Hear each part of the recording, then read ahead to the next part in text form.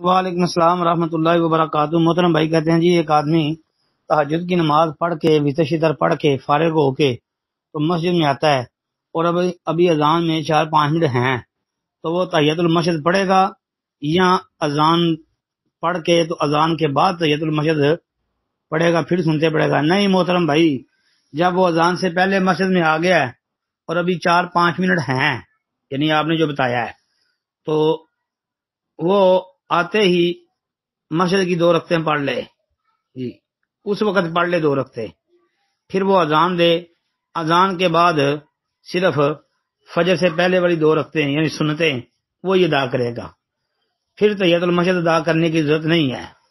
ہاں جی، کیونکہ حدیث آتی ہے نا، اذا جاء احدکم المسجد فلیرکع رکعتین قبل ان یجلس، تو اس لیے وہ پہلے 2 رکعتیں پڑھ لے نا اذان سے پہلے جو وقت ہے اس کے پاس ہے۔ اگر اس نے نہیں پڑھی، اذان دی ہے، اذان دینے کے بعد صرف وہ سنتیں پڑھے گا بس۔